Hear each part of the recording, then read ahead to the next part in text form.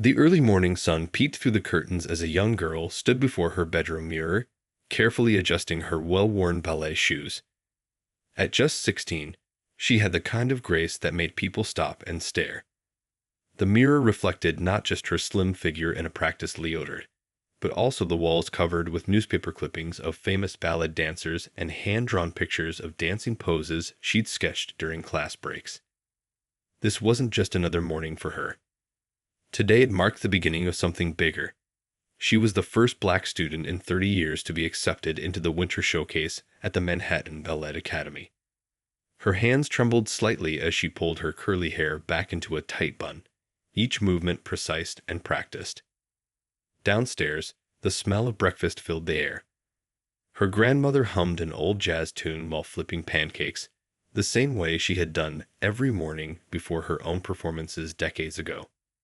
The kitchen walls held old photographs of her grandmother in ballet poses, yellowed with age but still radiant with joy. As a former dancer herself, her grandmother understood the weight of this moment better than anyone. "Come down and eat something," her grandmother called up the stairs, her voice warm and encouraging. "Can't dance on an empty stomach." The young dancer smiled, remembering all those evenings when her grandmother had taught her ballet positions right here in her living room. They would push aside the coffee table, and her grandmother would demonstrate the perfect arabesque, even though her joints weren't as flexible as they used to be. The girl's stomach was doing flip-flops as she came downstairs, but her grandmother's famous chocolate chip pancakes were too good to resist. As she ate, her family gathered around the kitchen table, their excitement filling the room. Her little brother couldn't sit still, practicing what he called his documentary voice as he recorded everything on his phone for his social media followers. "This is history in the making, folks," he announced dramatically, making everyone laugh. Their mother looked up from her coffee with pride shining in her eyes, while their father pretended to be completely focused on his newspaper, though anyone could see he was fighting back tears of joy. The acceptance letter lay on the kitchen counter, its official letterhead catching the morning light. Nobody mentioned the 30-year gap between black students at the academy. Nobody needed to. Instead, they talked about costume ideas, discussed music choices, and shared memories of all the living room performances that had led to this moment. Just before leaving for morning practice, the young dancer paused at the front door. Her grandmother approached, carrying a small velvet box. Inside was a delicate silver chain with a tiny ballet shoe charm, the same one she had worn during her final performance years ago. "Remember," her grandmother said softly, fastening the necklace around her granddaughter's neck, "when you dance, you're not just dancing for yourself. You're dancing for every little girl who's been told she doesn't fit the mold. But most importantly, you're dancing because it makes your soul sting." The metal of the charm felt cool against her skin as she stepped out into the morning air. Her dance bag was packed with extra toe shoes, bandages, and determination. The bus ride to the academy would take 45 minutes, but she didn't mind. It gave her time to visualize her routines, to prepare herself mentally for the challenge ahead. As the bus rolled through the awakening city, she touched the charm at her neck and smiled. Whatever happened at the showcase, she knew she had an army of support behind her. Their love and belief in her was stronger than any obstacle she might face. This wasn't just about dance anymore. It was about making dreams come true, not just for her, but for everyone who would come after her. Little did she know, this was just the beginning of a journey that would change not only her life, but the face of ballet in ways she couldn't imagine. The real challenge wasn't getting into the showcase. It was what awaited her behind those prestigious academy doors. The rehearsal hall buzzed with activity as 20 young dancers warmed up at the Bear. Our young dancer took her usual spot, trying to focus on her stretches while ignoring the whispers that seemed to follow her everywhere. The massive mirrors that lined the walls reflected not just the dancers, but also the watchful eyes of parents who had gathered to observe the day's practice. "Remember to point those toes," the choreographer called out, walking between the rows of dancers.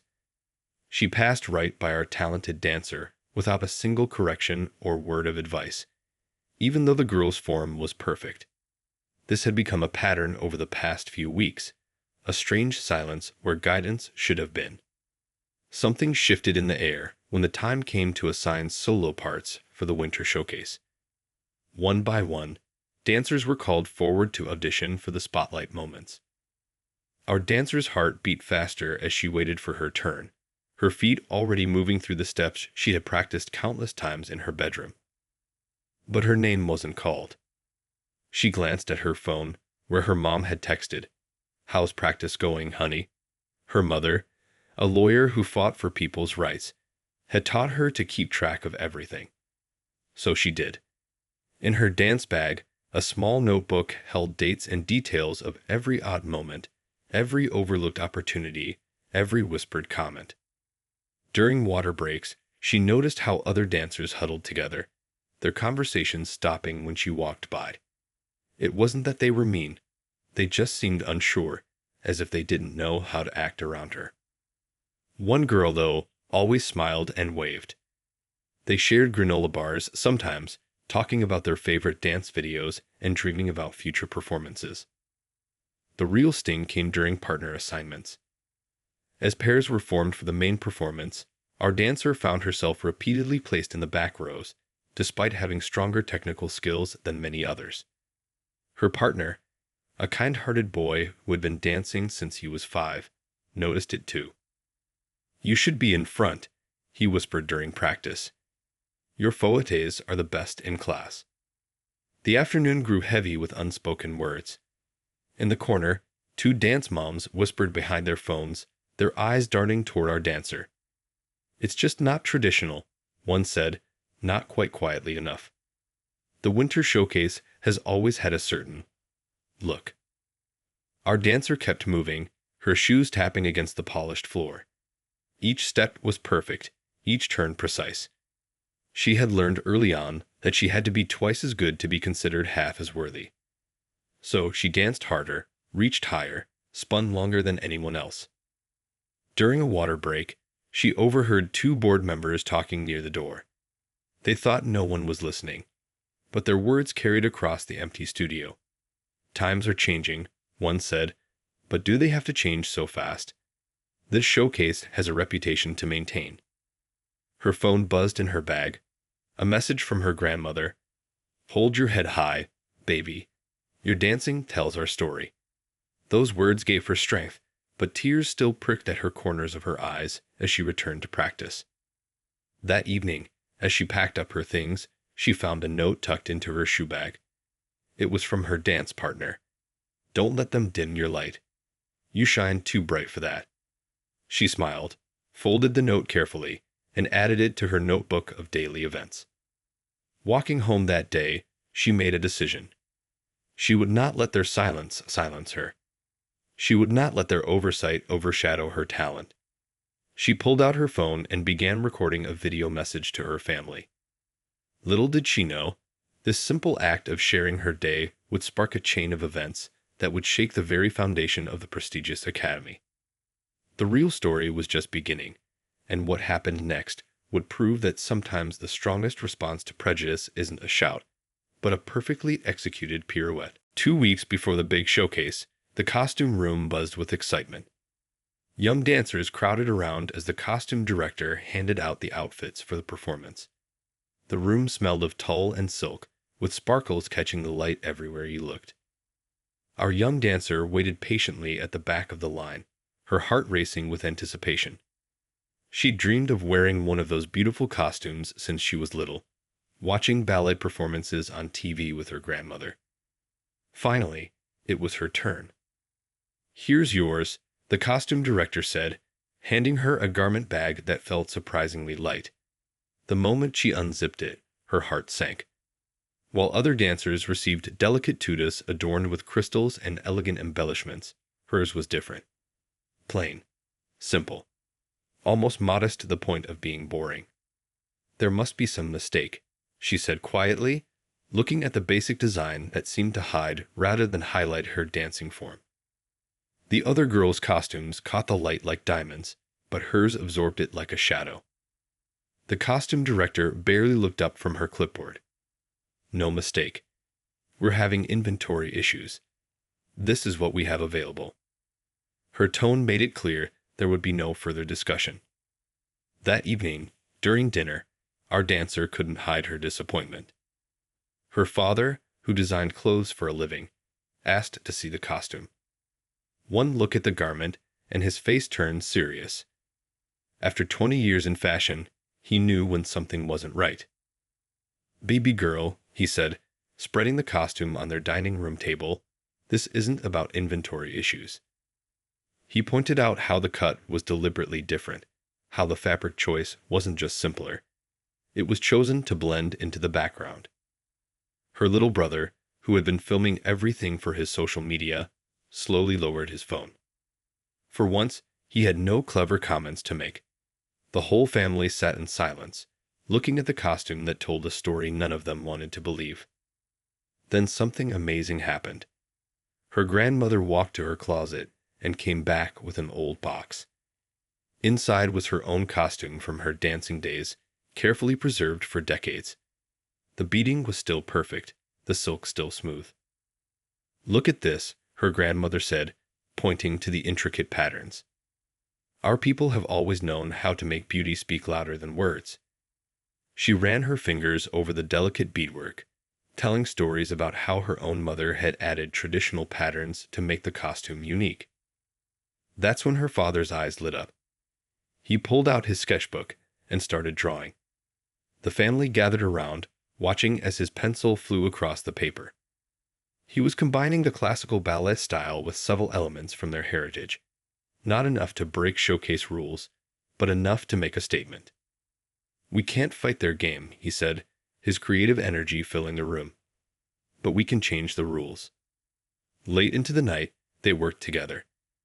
Her father sued, her grandmother advised, her mother researched costume regulations, and her brother documented everything. The new costume took shape under their loving hands. They added delicate beading in patterns that told their family's story. Each crystal was placed with purpose, each stitch made with love. The costume wasn't just an outfit anymore, it was becoming a piece of art. They worked through the weekend, taking breaks only to eat and share stories. Her grandmother taught them old sewing techniques passed down through generations. Her father brought out special fabrics he'd been saving for something important.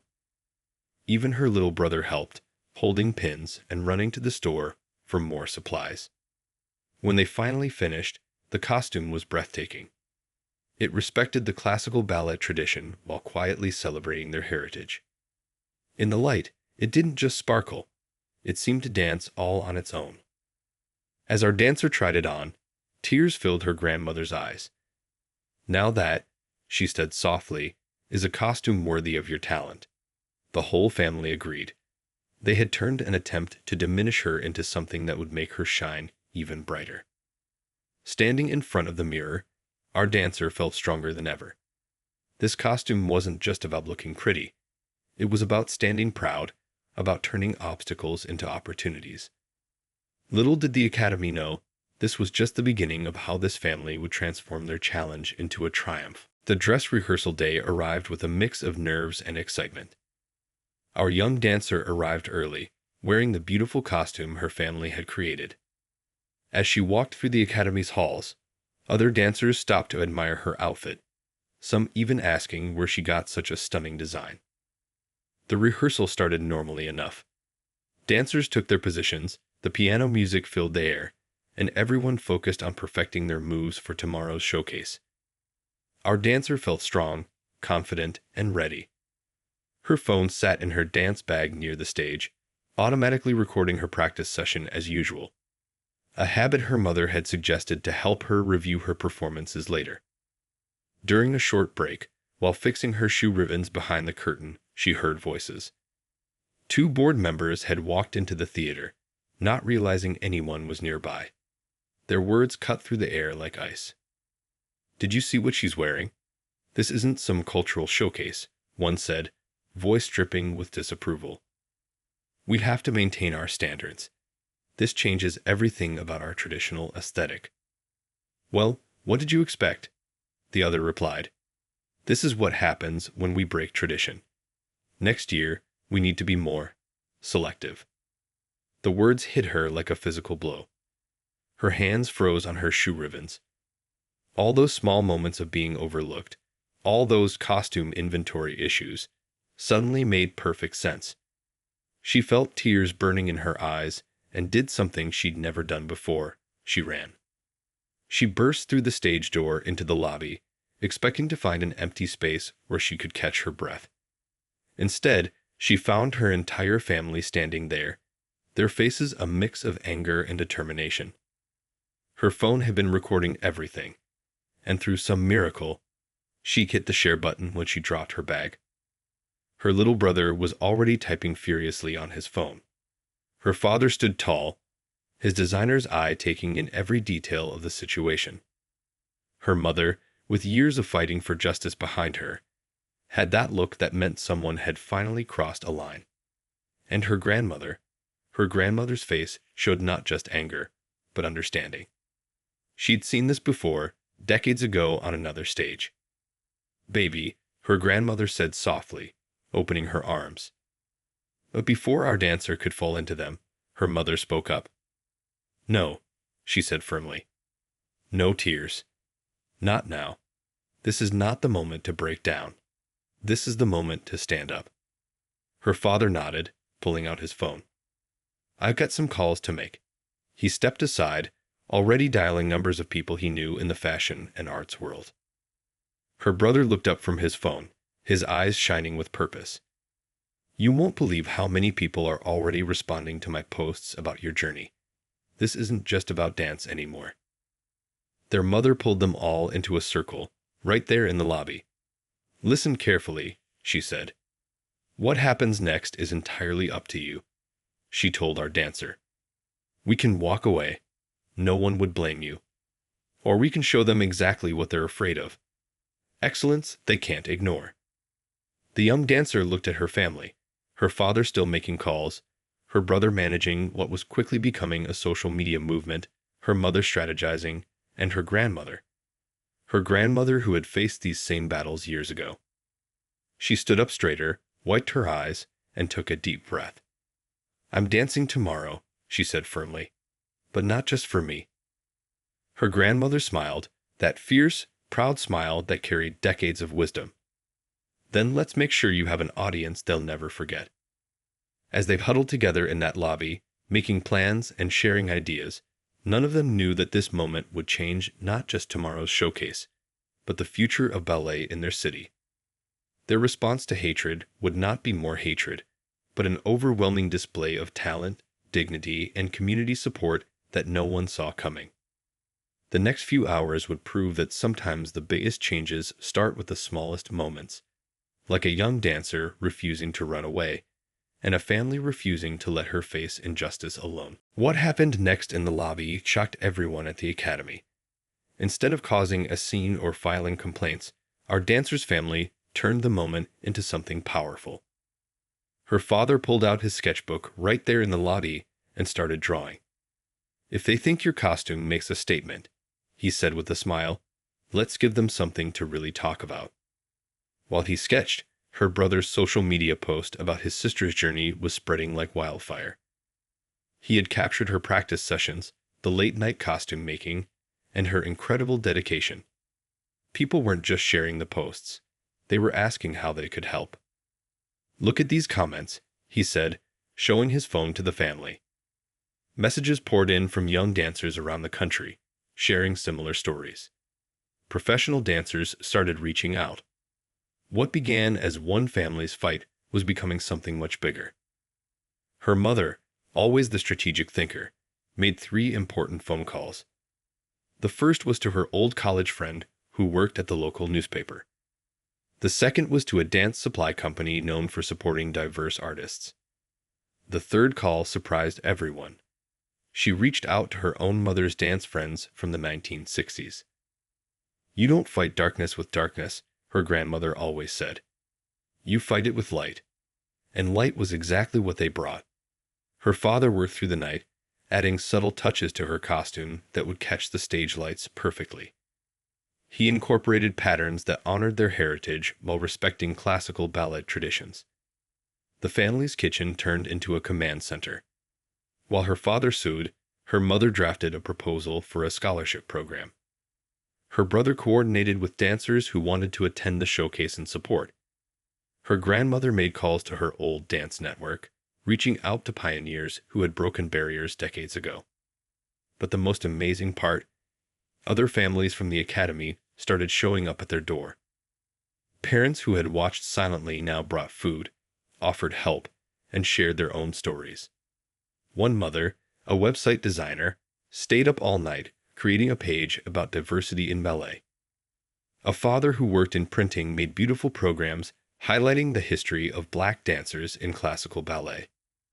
Their house buzzed with energy. The living room became a temporary studio where our dancer practiced while supporters dropped by.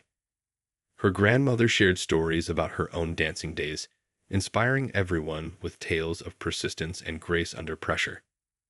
Around midnight, something incredible happened. A famous retired ballet dancer, who had broken barriers herself 30 years ago, showed up at their door. She had seen the social media posts and driven 2 hours to be there. "Tomorrow," she said, "you won't dance alone." The family's response wasn't about anger or revenge. Instead, they created something beautiful. They planned a pre-show gathering where young dancers could meet pioneers in the field. They organized a small exhibition of photos showing diverse dancers throughout history. Every negative moment was turned into an opportunity to educate and inspire. Our dancer watched in amazement as her family transformed what could have been a terrible situation into a movement. Her brother's hashtag was trending. Her father's redesigned costume was being praised by fashion bloggers. Dance companies from across the country were sending messages of support. But the most touching moment came just before dawn. As the family finally took a break, her grandmother pulled out an old photo album. Inside were pictures of her own performances, her own battles, her own victories. "Tomorrow," she told her granddaughter, "you dance for all of us. But most importantly, you dance for yourself." The sun rose on showcase day with new energy. Their response to prejudice wasn't what anyone expected. No angry protests, no loud arguments. Instead, they created a celebration of art, history, and progress that would be impossible to ignore. As our dancer got ready that morning, she looked at herself in the mirror. Her costume sparkled with her father's love, her mother's strength, her brother's pride, and her grandmother's wisdom. She wasn't just prepared for a performance. She was ready to make history. Little did the Academy know, what they thought would be a simple showcase was about to become a turning point in their institution's history. All because one family chose to respond to discrimination with dignity, creativity, and unstoppable grace. The morning of the showcase brought an electricity to the air that nobody at the Academy had felt before. Our young dancer arrived early, her redesigned costume safely packed in her dance bag. But she wasn't alone. Her grandmother had made some calls the night before. And what happened next left everyone speechless. 3 legendary black ballerinas, now retired from famous companies, walked through the Academy's doors. They carried themselves with such grace that everyone in the lobby stopped and stared. These women had danced on stages worldwide, breaking barriers decades ago when ballet was even less welcoming to dancers of color. "We heard there was a young lady here who needs some backup," one of them said with a warm smile. They had driven from 3 different states after seeing the social media posts. Our dancer's brother, who usually had something clever to say about everything, could only stand there with his mouth open, his phone forgotten in his hand. The Academy's directors didn't quite know how to handle this situation. These were famous dancers whose photos hung in their own hallways, whose performances were legendary. They couldn't exactly turn them away. The local press, invited by our dancer's mother, was already setting up cameras in the lobby. Backstage became a place of magic. The 3 veteran dancers shared quick tips with our young performer, showing her how to hold her head at just the right angle to catch the light. "When I danced Swan Lake in 1975, one whispered, They said I didn't look right for the part, so I danced it better than anyone had ever seen. That's how we change minds." Her grandmother watched from the corner, tears in her eyes. She had danced with these women in smaller companies years ago, before retiring to raise her family. Now here they were again, coming together to support the next generation. The other young dancers gathered around too, starstruck by the presence of such legends. One of the retired dancers began showing them all a famous variation, and soon the backstage area turned into an impromptu master class. Our dancer watched as barriers began breaking down, with everyone learning and laughing together. Her father arrived with the costume, now even more stunning after his final adjustments. When the veteran dancers saw it, they gasped. "This isn't just a costume," one said, touching the fabric gently. "This is our story woven into classical ballet. This is exactly how change happens." The Academy's board members huddled in a corner, whispering frantically. They hadn't expected this kind of attention. Local news cameras were setting up, and word had spread that dance company scouts were in attendance. This simple showcase was becoming something much bigger. Her brother, who had finally found his voice again, was interviewing the legendary dancers for his social media channel. Their stories of persistence, grace under pressure, and eventual triumph had his followers captivated. Comments and likes poured in from around the world. Just before the rehearsal began, our dancer found a quiet moment with her grandmother and the three veterans. They formed a circle, holding hands just like dancers did before big performances decades ago. "Remember," one of them said, "when you dance today, you danced on the shoulders of everyone who came before you. But you also dance for everyone who will come after."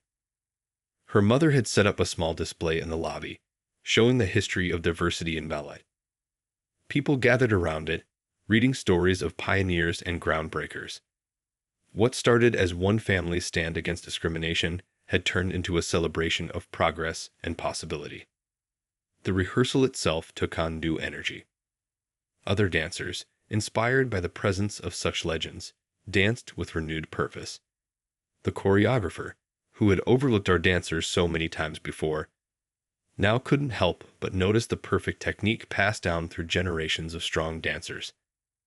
As the final run-through ended, something had shifted in the Academy's halls. The whispers were different now, filled with excitement rather than criticism. The showcase was no longer just a performance. It had become a moment in history, all because one family refused to let their daughter dance alone. Nobody knew it yet, but the real performance, just hours away, would change everything. The seeds of transformation had been planted, and they were about to bloom under the spotlight in ways no one could have predicted. The theater lights dimmed, and a hush fell over the packed audience. Every seat was filled, with people even standing at the back. Our young dancer peeked through the curtain, her heart beating fast as she saw not just parents and teachers, but professional dancers, scouts from major companies, and local news cameras. Backstage, she took deep breaths, remembering her grandmother's words. "Dance from your heart, and your feet will follow." Her redesigned costume caught the light beautifully, each crystal telling a story of her family's love and support. The three legendary dancers who had come to support her gave encouraging nods from the wings. The show began with other performers, each one beautiful in their own way. But there was an energy in the air, an anticipation building. Everyone was waiting for that one special performance. Her little brother, for once not filming, squeezed her hand before she took her position. When her moment came, she walked onto the stage with her head held high. The spotlight found her, and gasps rippled through the audience as her costume caught the light. But it wasn't just the sparkle that caught their attention. It was the way she carried herself, years of dedication visible in every step. The music began, soft at first, then building. She started to dance, and something magical happened. All the hours of practice, all the moments of doubt, all the whispered comments, they all melted away. There was only the music, the movement, and the story she wanted to tell. Her performance wasn't just technically perfect, it was soulful. She added subtle elements that honored her heritage while respecting classical ballet traditions. When she performed her turns, they were crisp and precise, yet flowing like water. Her jumps seemed to pause in the air, defying gravity itself. In the audience, her father wiped tears from his eyes. Her mother held her grandmother's hand tight. The three visiting ballet legends leaned forward in their seats, nodding in approval at each perfectly executed move. Even the academy directors, who had tried to keep her in the background, couldn't look away. During her solo variation, she incorporated a moment of freestyle that was allowed in the choreography. Here, she added movements that spoke of her grandmother's era, of struggles overcome, of dreams realized. The audience held its breath, completely captivated. Her fellow dancers watched from the wings, many of them seeing for the first time what true passion looked like on stage. The girl who had shared granola bars with her during breaks was crying happy tears. Her dance partner from rehearsals gave her a thumbs up, his face beaming with pride. As she moved into the final sequence, the theater was absolutely silent except for the music. Every eye was fixed on her, every heart beating with her rhythm. She wasn't just dancing. She was breaking down barriers with every graceful move, changing minds with every perfect turn. The final notes played, and she struck her ending pose. For a moment, everything was still. Then the audience erupted. The applause was deafening, people jumping to their feet, cheering, and wiping tears. Her little brother's voice could be heard above all others, shouting, "That's my sister." From the wings, the three legendary dancers who had come to support her were openly crying. They had seen themselves in her performance, their own struggles, their own triumphs, their own love for dance that had overcome every obstacle. The scouts from major dance companies were already writing notes, speaking urgently into phones. Local news cameras captured everything. But most importantly, young girls of all backgrounds in the audience watched with shining eyes, seeing what was possible when talent met determination. As she took her bows, roses rained onto the stage. But the most precious moment came when she looked toward the audience and saw her grandmother standing tall, prouder than she'd ever been. In that moment, she wasn't just a dancer. She was a bridge between generations, a promise of change. When she finally left the stage, something had shifted in the academy forever. This wasn't just a performance, it was a statement, a revolution in soft shoes and silk. And it wasn't over yet. The real impact of this night was about to ripple through the dance world in ways nobody could have predicted. After the final curtain call, the backstage area buzzed with an energy no one had ever felt before. Our young dancer was surrounded by well-wishers, but the real surprise came when the Academy's directors approached, their faces showing a mix of embarrassment and admiration.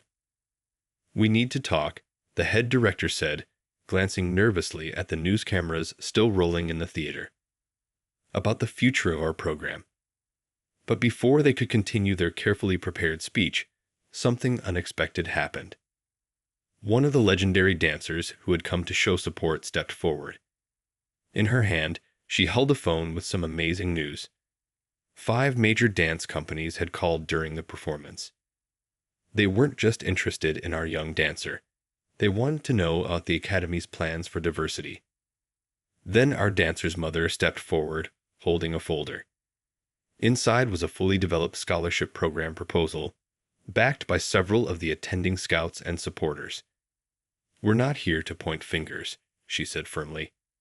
"We're here to open doors." Her brother, who had been live-streaming everything, announced that his video had gone viral. Messages were pouring in from dance schools across the country, asking about the costume design, the choreography, and most importantly, about making ballet more inclusive. The Academy's directors looked at each other, then at the crowd of supporters, reporters, and dance company representatives.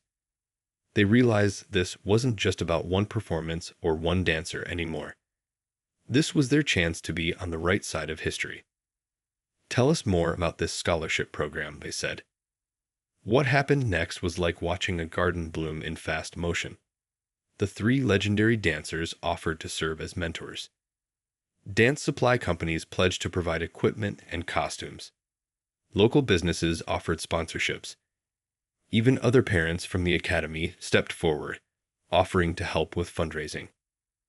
Our dancer watched in amazement as her family's response to discrimination transformed into something bigger than anyone had imagined.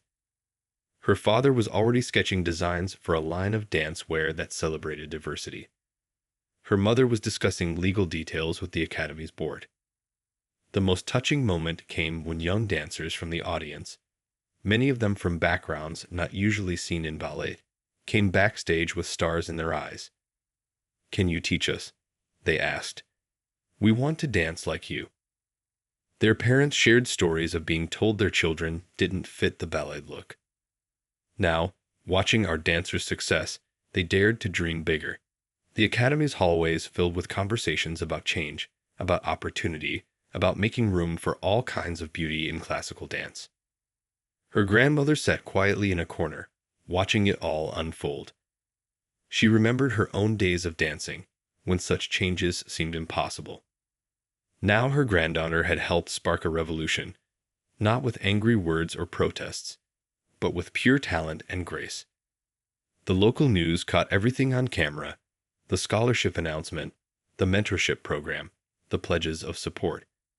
But they also caught something more important: the faces of young dancers realizing that their dreams were valid, that their talent mattered. As the evening wound down, dance company scouts were still making calls. The academy's directors were in deep discussion with our dancer's mother about immediate policy changes. Her father was surrounded by costume designers interested in his innovative approach to classical dancewear. But our dancer wasn't paying attention to any of that.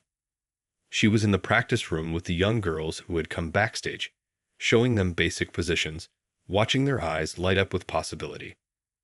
Her brother recorded these moments too, knowing that sometimes the quietest changes are the most powerful. The night ended with an impromptu gathering in the academy's lobby. Students, parents, teachers, and supporters all together, sharing stories and dreams. The walls that had seemed so solid just that morning were coming down, not with a crash, but with a graceful bow. Nobody knew it yet, but this was just the beginning. The seeds planted that night would grow into opportunities that would change the face of ballet forever. And it all started because one family chose to fight exclusion with excellence, prejudice with grace, and fear with pure, unstoppable talent. After the final curtain call, the backstage area buzzed with an energy no one had ever felt before. Our young dancer was surrounded by well-wishers, but the real surprise came when the academy's directors approached, their faces showing a mix of embarrassment and admiration. "We need to talk," the head director said, glancing nervously at the news cameras still rolling in the theater. "About the future of our program." But before they could continue their carefully prepared speech, something unexpected happened. One of the legendary dancers who had come to show support stepped forward. In her hand, she held a phone with some amazing news. 5 major dance companies had called during the performance. They weren't just interested in our young dancer. They wanted to know about the academy's plans for diversity. Then our dancer's mother stepped forward, holding a folder. Inside was a fully developed scholarship program proposal, backed by several of the attending scouts and supporters. "We're not here to point fingers," she said firmly. "We're here to open doors." Her brother, who had been live-streaming everything, announced that his video had gone viral. Messages were pouring in from dance schools across the country, asking about the costume design, the choreography, and most importantly, about making ballet more inclusive. The academy's directors looked at each other, then at the crowd of supporters, reporters, and dance company representatives. They realized this wasn't just about one performance or one dancer anymore. This was their chance to be on the right side of history. "Tell us more about this scholarship program," they said. What happened next was like watching a garden bloom in fast motion. The 3 legendary dancers offered to serve as mentors. Dance supply companies pledged to provide equipment and costumes. Local businesses offered sponsorships. Even other parents from the academy stepped forward, offering to help with fundraising. Our dancer watched in amazement as her family's response to discrimination transformed into something bigger than anyone had imagined. Her father was already sketching designs for a line of dance wear that celebrated diversity. Her mother was discussing legal details with the Academy's board. The most touching moment came when young dancers from the audience, many of them from backgrounds not usually seen in ballet, came backstage with stars in their eyes. "Can you teach us?" they asked. "We want to dance like you." Their parents shared stories of being told their children didn't fit the ballet look. Now, watching our dancers' success, they dared to dream bigger. The Academy's hallways filled with conversations about change, about opportunity, about making room for all kinds of beauty in classical dance. Her grandmother sat quietly in a corner, watching it all unfold. She remembered her own days of dancing, when such changes seemed impossible. Now her granddaughter had helped spark a revolution, not with angry words or protests, but with pure talent and grace. The local news caught everything on camera: the scholarship announcement, the mentorship program, the pledges of support. But they also caught something more important: the faces of young dancers realizing that their dreams were valid, that their talent mattered. As the evening wound down, dance company scouts were still making calls. The Academy's directors were in deep discussion with our dancer's mother about immediate policy changes. Her father was surrounded by costume designers interested in his innovative approach to classical dancewear. But our dancer wasn't paying attention to any of that. She was in the practice room with the young girls who had come backstage, showing them basic positions, watching their eyes light up with possibility. Her brother recorded these moments too, knowing that sometimes the quietest changes are the most powerful. The night ended with an impromptu gathering in the Academy's lobby. Students, parents, teachers, and supporters all together, sharing stories and dreams. The walls that had seemed so solid just that morning were coming down, not with a crash, but with a graceful bow. Nobody knew it yet, but this was just the beginning. The seeds planted that night would grow into opportunities that would change the face of ballet forever. And it all started because one family chose to fight exclusion with excellence, prejudice with grace, and fear with pure, unstoppable talent.